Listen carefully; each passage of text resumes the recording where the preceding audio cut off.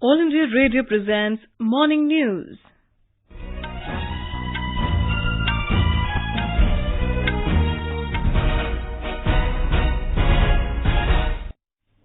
Good morning. I am Saira Mujtaba. The headlines. Prime Minister Narendra Modi to chair the Cabinet, followed by Council of Ministers meet in New Delhi today. Government raises import limit on Tur Dal to 4 lakh tonnes for private traders till October to check artificial price rise. High-level medical team set up by the centre to visit Bihar today to tackle rising encephalitis cases. 5 crore minority students to get scholarships in next 5 years, says Minority Affairs Minister Mukhtar Abbas Naqvi. Cyclone VAYU intensifies into Very Severe Cyclonic Storm, likely to hit Gujarat coast tomorrow morning. And in ICC Cricket World Cup, defending champions Australia to play Pakistan at Taunton.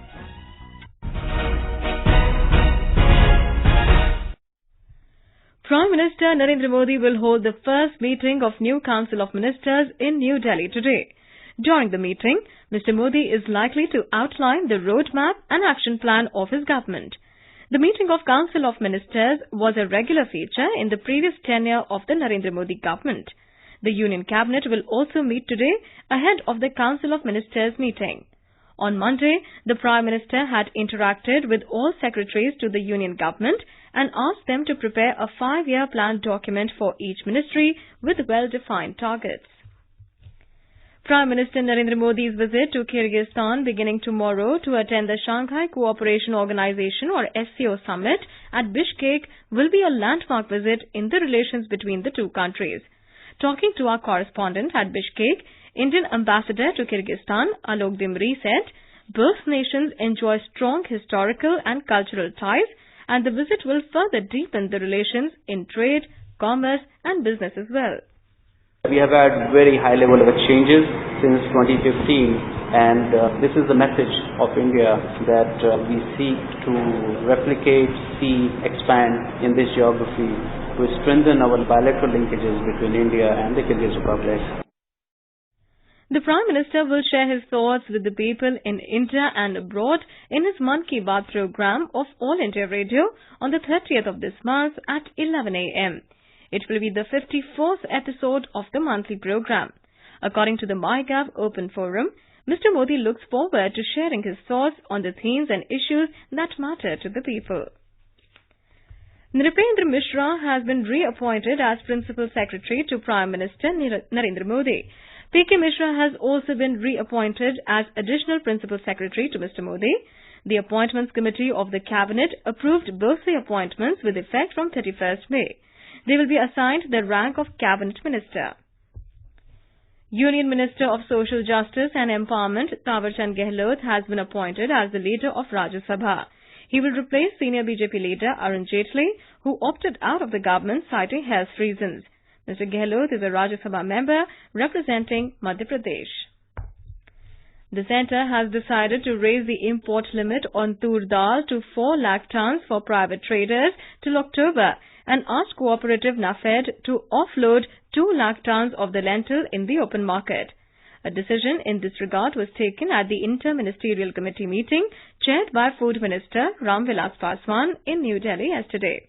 Talking to reporters after the meeting, Mr. Paswan said the measure will help increase the availability of Tur Dal and check price rise, which has been created psychologically, assuming production might fall on likely delay in monsoon rains.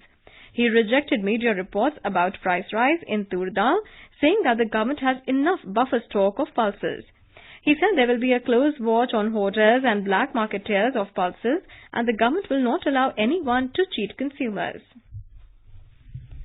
The centre has constituted a multi-specialist high-level team to visit Bihar today to assist the state government in containment and management of the rising cases of acute encephalitis syndrome AES in Muzaffarpur and Japanese encephalitis JE in Gaya. Experts comprising those from the National Centre for Disease Control, National Vector-Borne Disease Control Programme, Indian Council of Medical Research and AIIMS Patna are part of the team. More from our correspondent. The central team would hold parleys with the doctors and district administration officials to ascertain the cause of death of children and the areas from where most of the cases were reported. 41 deaths have been reported so far. Maximum casualties have been reported from Muzaffarpur. 60 children have been admitted in Shri Krishna Medical College Hospital and Kejriwal Hospital in Muzaffarpur. Condition of 4 children is serious. Cases of AES have also been reported from Samastipur and Vaishali district. In view of alarming situation, the health department has been put on alert. Chief Minister Nitish Kumar instructed the health department officials to create awareness among people in the affected district. With KK Lal from Patna, Gulshan Rawat, AIR News, Delhi. Union Health Minister Dr. Harshvardhan reviewed the status of AES and JE cases at a meeting in New Delhi yesterday. The government will provide scholarships to 5 crore minority students in the next 5 years to ensure their socio-economic educational empowerment. The scholarships include pre-matric, post-matric and merit-cum-means. Union Minister for Minority Affairs Mukhtar Abbas Naqvi said this while chairing the governing and general body meetings of Maulana Azad Education Foundation in New Delhi yesterday. He said the NDA government is committed to inclusive growth with trust.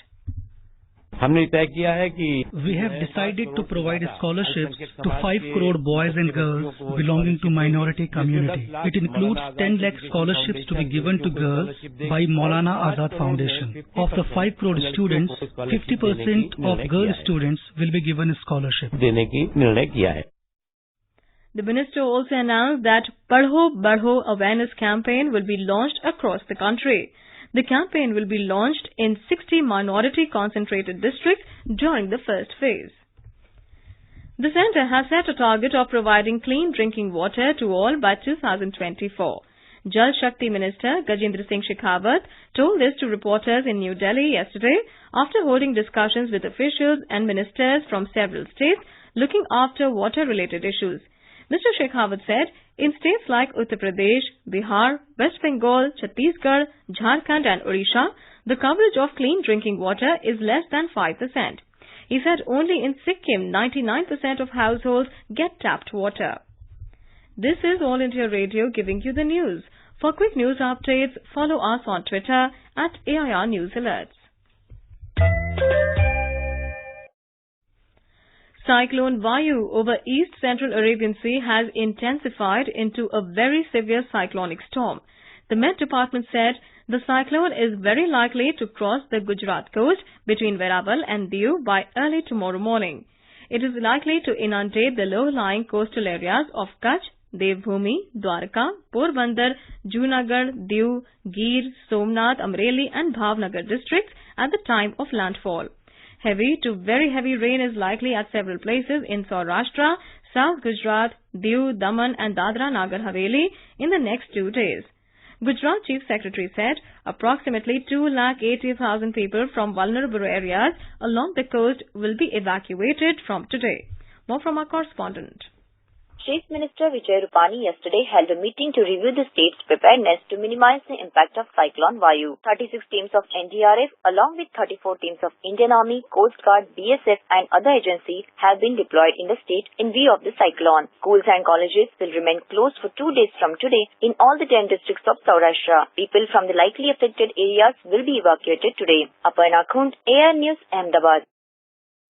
Heat wave continues unabated in several parts of north and central India. In Uttar Pradesh, at most places, the mercury is hovering around 45 degrees Celsius. More from our correspondent. With 49 degrees Celsius, 7 notches above the normal, Banda was again the hottest place in the state yesterday. Jhansi recorded 48 degrees and Churk 46.4 degrees. However, thunderstorms with gusty winds and rain last night brought temperature down at isolated places. According to the Met Department, heat wave is very likely to prevail in the state today. Dust and hailstorm with gusty winds and rain have also been forecast at isolated places. MS Yadav, AIR News, Lucknow. Entire Madhya Pradesh is also reeling under scorching heat. Our correspondent has filed this report. 6 people died so far in the state due to acute heat wave, in which 3 people died in the Shiopur district and 1 each in Jabalpur, Satna and Bhopal. Pachmadi, the only hill station in the state, is also in the grip of heat wave. On the other hand, the Tapti river in Burhanpur has dried up due to stern heat. In view of the intense heat wave, the School Education Department has extended the leave in government and non-government schools till June 23. Met Department has issued a red warning for the strong heat wave in 23 districts, including the capital Bhopal. Sanjeev Sharma, AIR News, Bhopal.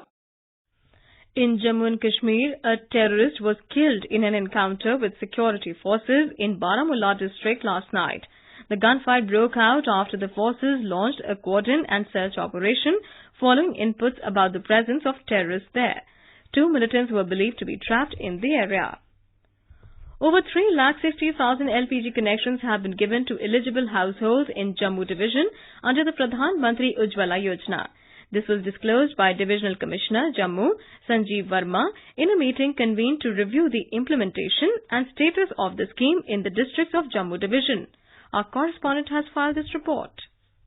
The Divisional Commissioner asked the concerned officers to make people aware about the Pradhan Mantri Ujjwala Yojana scheme so that eligible people can avail the benefits of the scheme. He asked the Deputy Commissioners to hold meetings with concerned departments and organize special camps at block and panchayat level for spreading awareness about the scheme among the people. He further passed directions for covering all left out eligible households. R.K. Rana, AIR News, Jammu.